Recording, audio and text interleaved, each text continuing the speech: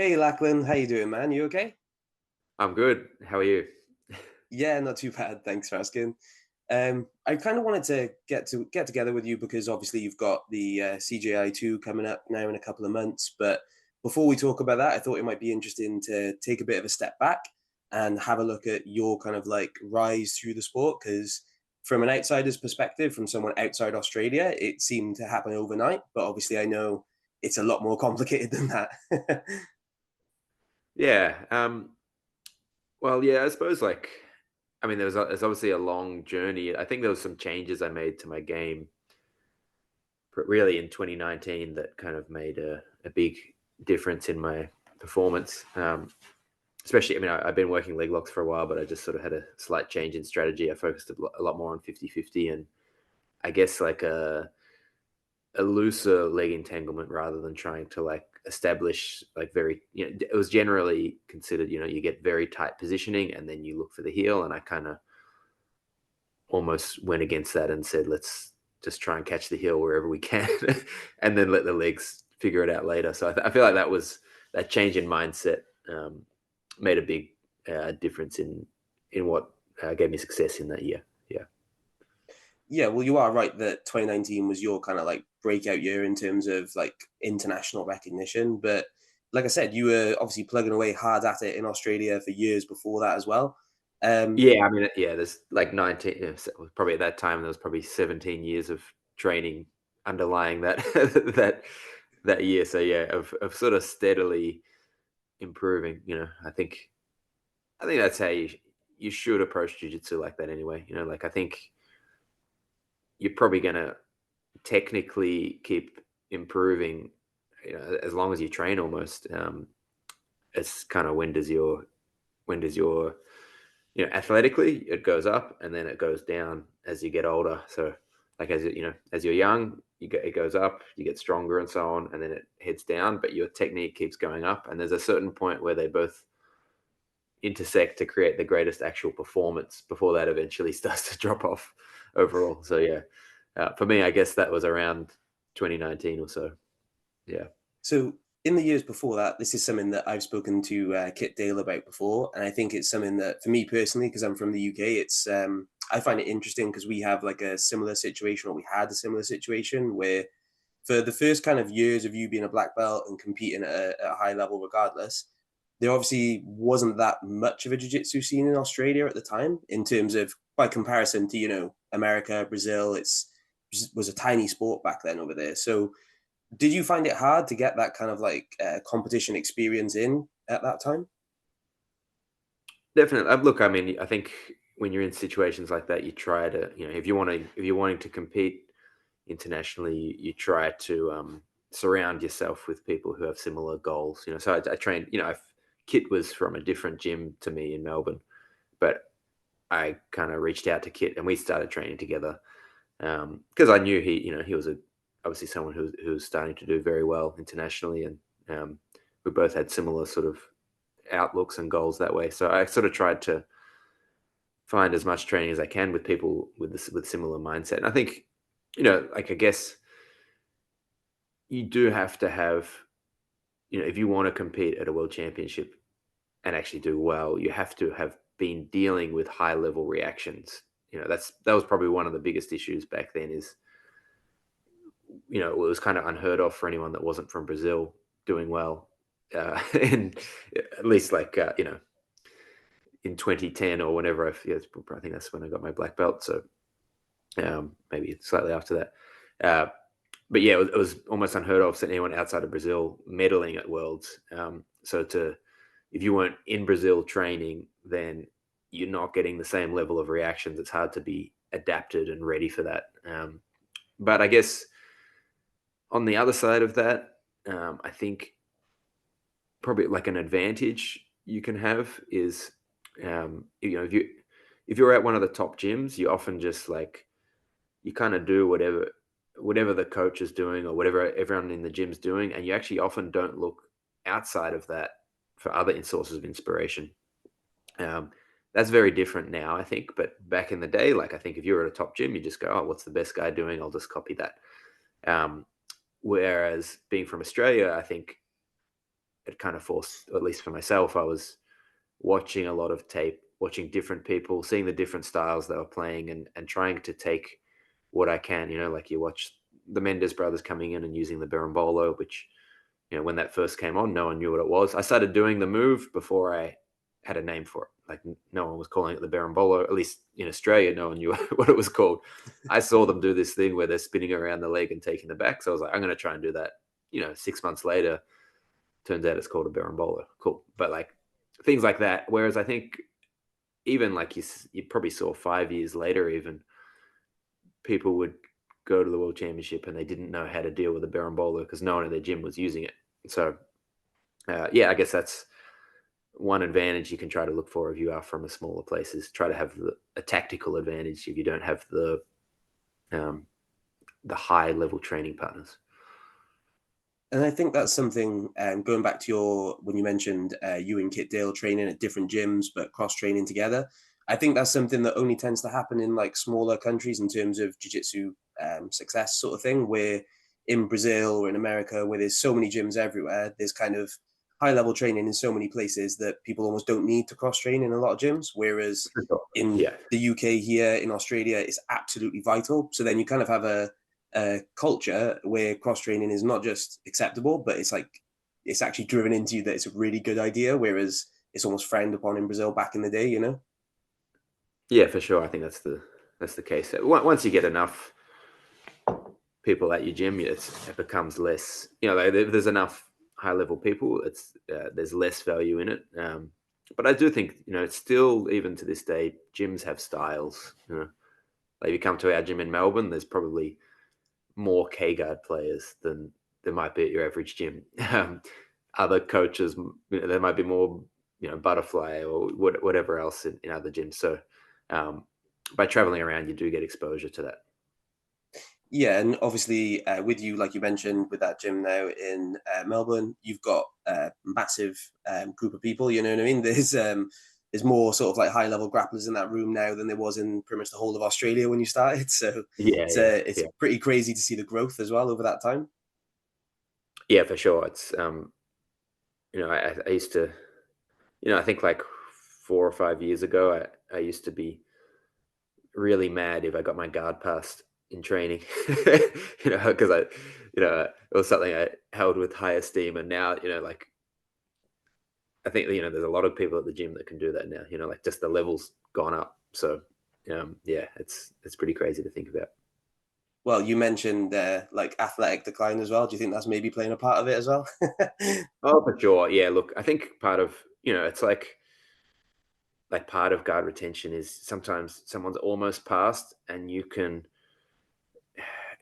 use all this energy and kind of try and bend in a awkward position to try to recover.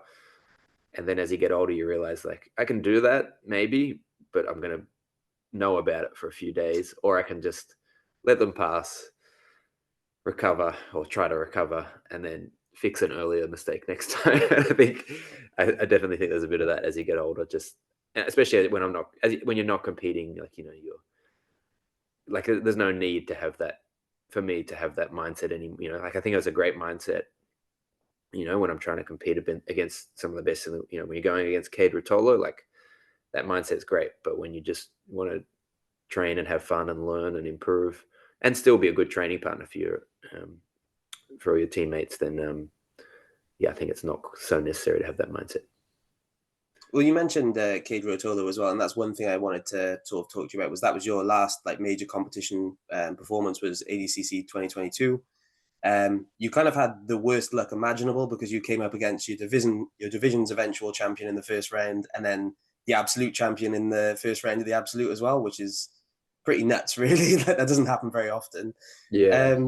How did you find that sort of like last performance? Like, did you go into it knowing that you were going to retire after that, or was that sort of a decision you made afterwards? Yeah, I pretty much thought that would be the case. Although I wasn't 100% sure. I never actually really announced my retirement. It just kind of slowly slowly came to accept it. Yeah, I think I definitely noticed it actually mostly. I noticed myself slowing down mostly in the wrestling. I worked. If you watched my career, you probably barely know that I actually trained a lot of wrestling. I think I was, for probably from 2019 to from 2015 to 2019, 2020, I was probably doing more wrestling than jiu-jitsu actually. I kind of almost gave up on it by the 2022 ADCC. When I fought Cade, I was almost like, okay, I'm just gonna, like, there's so much timing and speed and power required, and I never thought as an athlete I was amazing in that part. So like I put a lot of work into wrestling, but I never felt like I reached a level near what my jiu-jitsu was, even against other jiu-jitsu people who I knew were not putting in the same amount of time. So so I mean, I think I got okay at it, but I wasn't confident I was going to out wrestle anyone if it went to overtime. I'll still try, but like, so I was kind of like, well, if I can't, I competed 2022, and I just thought, if I can't wrestle, and in 2 years everyone's going to be better again, like, am I really going to come back and do this another time? So yeah, the answer was no. And then looking back across your sort of like earlier part of your black belt career as well, obviously you had a few runs at Gi Worlds as well, and then kind of put that to one side to focus on ADCC. Was that like a conscious decision at the time as well, or did it just sort of happen over time that you naturally drifted closer towards one than the other? I think once I'd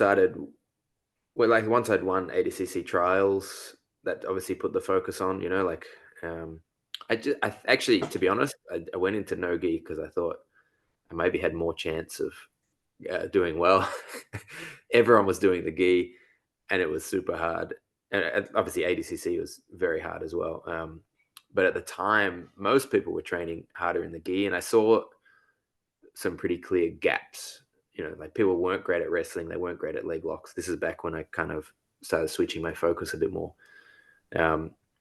So I thought that's as much more exploitable than in the gi, where it seemed like all the gaps were mostly sealed off. And then obviously you mentioned sort of working on the different approach to heel hooks and getting the bite rather than sort of controlling the leg first.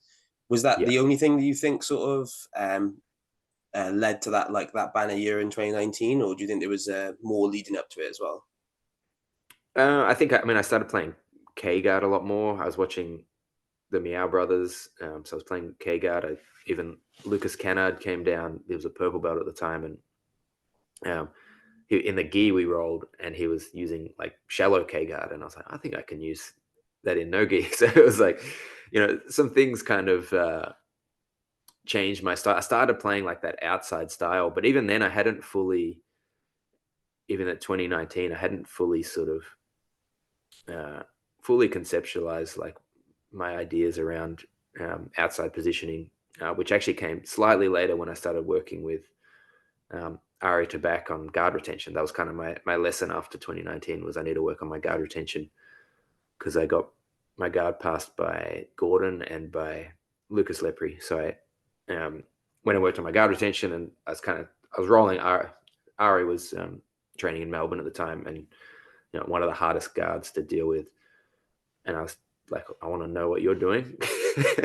Basically copy it and add that to my game. And that's kind of when I felt like I had a proper outside position game. You probably didn't really get to see me use that except for the 2022 ADCC. We had COVID, so I didn't really get to compete until from 2019 really until 2022 ADCC.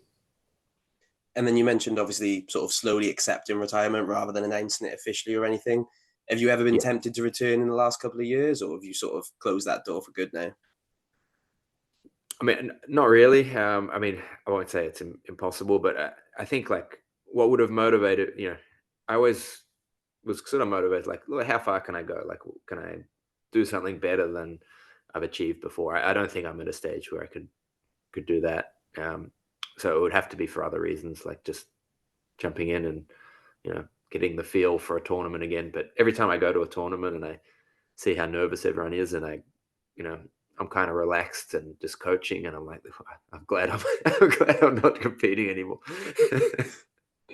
Have you never thought about doing like a lower stakes competition, like masters competitions or anything like that, or not really? I mean, it doesn't excite me like trying to win that, but maybe, yeah, we'll see.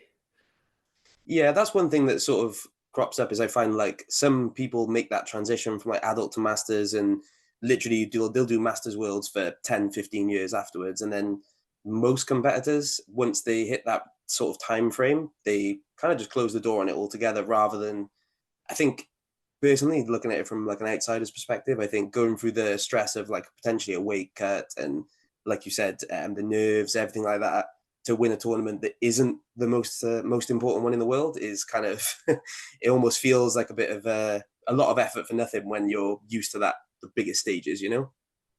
Yeah, and I think also just like generally, like as I get older, I feel like injury risk is higher, and competition is very high injury risk. So, I think to even just preparing yourself for a tournament, you kind of if you're prepared and ready to compete, you're almost by definition training at a level. You have to be like pushing yourself beyond what perhaps you should be to be like, if you're your fittest and your fastest and strongest, then like you've really been like trying to level everything up a bit, and that trying to do that is pretty taxing on the body and can lead to injury. So there's probably that side of it as well. Yeah, no, absolutely, that makes sense. And then moving on to CJI, obviously that's the main sort of like thing you're building up to now over the next couple of months. I just wanted to ask one thing I found interesting was obviously you were the first one to announce a trials event for the team, and if you don't mind me saying, you put in quite a like convoluted process. Do you know what I mean? You put a lot of thought behind Yeah. how you were going to get those two people into the team. How come you didn't do another trial event for the other weight classes? How come it was just the two heavier ones that you sort of focused on? Because well, just straight away speaking to Craig, he basically said like Levi and Lucas Kennard are in. So, like, or at least he kind of recommend, obviously it was up to me to put the team together, but like they were kind of stars of the last CJI. So those two spots were filled. So I had the under 66 and then the under 99 and over 99. Look, just looking at like we've had some, like without knowing who was going to enter any of these trials, but we've had some people go from Australia or Asia who've gone pretty far in the heavier weights. Like Declan, I think he got to the quarterfinals in ADCC in the open weight. Josh Saunders had come fourth. Obviously, like he didn't enter, but like he came fourth in his division, I think, Josh. So just look, and then at the 66, I don't think we had someone get past first round for a while from Australia, Oceania region. So just looking at that, I was like, I suppose if I got a wildcard pick, I'll use the 66 then, because then hopefully we can fill some people who are already, getting up there in the heaviest weight divisions.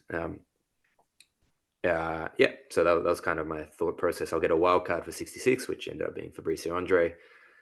And then, I don't know, when it came to running a trials, like I could have tried to handpick, but I don't know. I kind of wanted to see who like I wanted people who really want it. Like they come in, we'll do a tournament.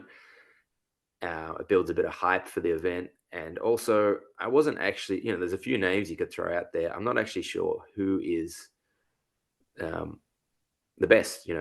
Like I made a post about this, but the over 99 division in Australia, in the Asia Oceania, it's so thin. Like, like for example, in the trials I ran, we had 26 people, I think, in total. Like there was a 16-man bracket. 16-man bracket plus 6 was at 22. 22 people in total. There's only 2 people that were over 99.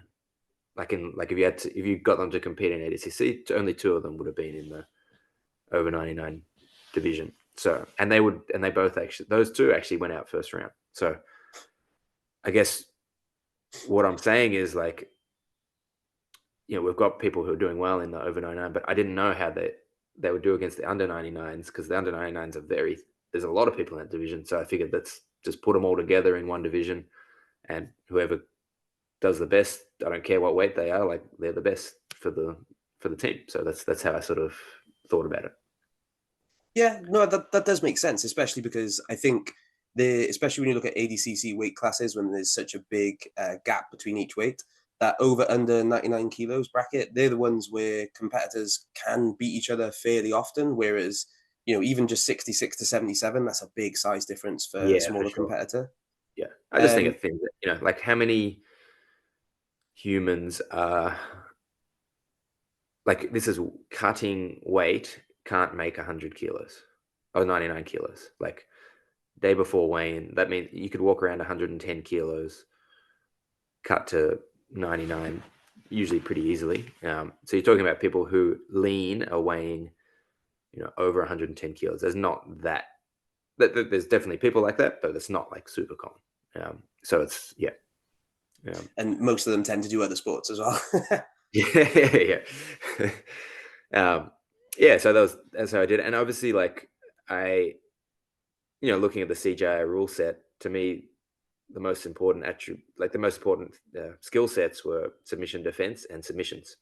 So I figured that a round robin was kind of the only way to, like, I'm not going to do a submission only tournament because we could be there for 3 days. And it's also not, like beating someone after an hour and a half doesn't tell me much about what you can do in an 8-minute match or 10-minute match anyway. So I figured a round robin, and whoever tallied up the most submissions, subtracting the amount of times they got submitted, like tallying that all up together, was probably the best way to do it. Which was interesting because we did see, I think like different styles, like the guard pullers actually seem to be harder to submit, probably because like the people who are trying to wrestle, when they get put out of position, they're often getting their back taken, which is risky. So it was just interesting seeing like, I'm quite happy that I had that rule set. So I had a 6-man round robin, and then I had a whole bunch of people apply. And I also just thought, well, if we got 6, maybe we'll fill 5 of those spots, and then we'll have a 16-man tournament. I just said, like, let's do points because that's easy to, like, I think it was IBJJF rules with some extra, there's 2 points for a very close submission that you thought maybe some damage occurred during that or something. So do a 16-man, and the winner of that can then go in and join the 6-man round robin. But you can't do a round robin of 22 people, because that'll also take, if you have to have 21 fights, I don't know how long that's going to take you. So yeah, it was convoluted, but like obviously it was streamed, and I didn't design the rules to go, what's the most exciting event I can run? I said, well, the rules are designed so that I can have the best team for the tournament. So I know I read a few people complaining about what happened. They didn't like some of the matches or whatever, or the format, but that's, I didn't design it for them as the viewers. I designed it to make my team as strong as possible. Yeah, it makes sense. And to be honest, I think for me personally watching it, the sort of like biggest kind of like storyline going through the event was Kit Dale coming in last minute and storming through the bracket. And I think even though, like you said, it was a bit of a convoluted process, it kind of made that possible as well, because if you had just stuck to a 6-man division, someone gets a chance to make like a huge name, like especially if they were able to, if it was someone that could win the 16-man and then go on and qualify, that would have been, really something. Yeah. And then obviously the other sort of like major news that came out of it was you announcing Fabricio as the under 66 kilo competitor. How did that actually come about? Because that really seemed to come out of left field from from the outsider's perspective, I mean, I just thought about like who's done well as a 66 kilo, and there's a couple of names I had. I thought about Pato as well. He's obviously he's great with submissions. I think I know that wasn't hit. Yeah, I'm not sure how he goes in open weight. And then looking at Fabricio, he's gone in Polaris. He's had wins over Giancarlo Bodoni. He's, fought guys like Kainan Duarte, and I can't remember if he won or lost that match. I can't remember, but he certainly put very impressive efforts against big opponents. So, and he's exciting. He can beat anyone from any weight, I think, in the tournament. So that's great. So, excited to have him on. Yeah, no, he is someone that out of all the 66 kilo competitors, it is kind of difficult to pick someone that's going to do well in a quintet format because, like we said earlier about the size differences, there's not many of them that are going to do absolutes like regularly. Once in a while maybe, but not very often. And Fabricio is someone that has had majorly impressive performances against people 2-3 weight classes above him. Yeah, I'm very happy we got him. So yeah.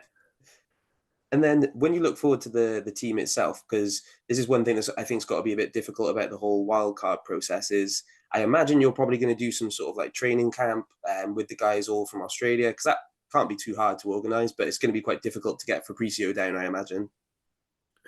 I don't think we even will do a training camp. I think we're just, we'll just kind of catch up before the event and then go. I mean, in the end, I feel like the team part of it is like more tactical on my end. Like, when do we choose the right person to go out? But I suppose it would be useful to like see each of the competitors like in the training room and exactly like get a real feel for like what their best positions are and what their worst positions are. So I can, like if I was coaching them, then I can like work on those and so on. But I think like I'm not really, I kind of expect, like Declan's at B team. I expect they're working on his strengths and weaknesses in the lead up to this event. Like I'd be surprised if that's not something he's already always doing. So I don't know if I should actually help too much there. I probably more am going to be trying to like pick the right like if we know who the other team's going to have coming out or who we pick first, like helping there. And then obviously, just understanding like the competitors during the match as to what I'm going to say as the coach. That's probably the advantage you'd have of having them there and actually just coaching them in roles. You can kind of get them used to you coaching and seeing what they do, what they respond to, what they don't do as a coach. But unfortunately, I probably won't be able to do that with a few of the competitors. So yeah.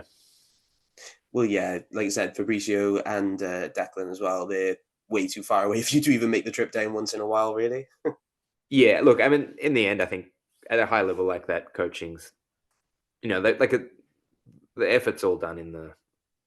You can have a slight impact as a coach, but I really feel, all the effort's been done in the training room. And as a coach, like a cornerman, I should say, like there's definitely things you can do, like especially pacing your opponent. And, I think at this level, they know what moves work for them and what don't. So like, I can't be me yelling out for Declan to do a rear naked choke is kind of like he knows he knows when he can do it. He knows he needs to dig under the chin. Like I think he can feel those things. You can certainly point their attention to things that perhaps you think they should be aware of, and certainly pacing and that sort of stuff. But yeah, mostly once they're out there, it's going to be all their training that gets them through. Well, if you are taking more of a kind of like tactical approach to the like selection of who goes out when, I think that's something that is really important for quintet as well, because even just a slightest mistake like in the first match or two can put you on the back foot, and then once you're 1-0 down under like quintet rules, it's very hard to actually make a comeback. I don't think many teams manage it, to be fair. Yeah, I think especially with when there's real money on the line like this, like it's different. Yeah, it'll be interesting to see, like when you're going on a show where you've got a chance to like make a name and do some fancy moves and like take some risks, versus like your team's up by one submission. Like how many risks do you take when you've got, when you're trying to win $1 million for the team? It'll be interesting to see. Yeah. But actually, how that plays out, because obviously like it's a spectator show. So I assume there's going to be a lot of incentive through the rules placed on the athletes to actually be forced to be like pushing the action and so on. So yeah. Yeah, well, that was one of the key sort of like things coming into the first CJI as well, was the rule set really trying to incentivize action at the cost of anything else, and it worked out well that time around at least. Yeah, for sure. Yeah, it was a great event, really good. So. That's pretty much everything I wanted to go through with you today as well, Lachlan. But is there anything you want to say, or anyone you want to give a shout out to, or anything like that before I let you go? No, that's good. That's awesome. Thank you very much. Awesome. Yeah, No worries. cheers. Thanks very much for your time. Delay in getting in. Yeah. All right. Thank you. That's Cheers. all right. Take care.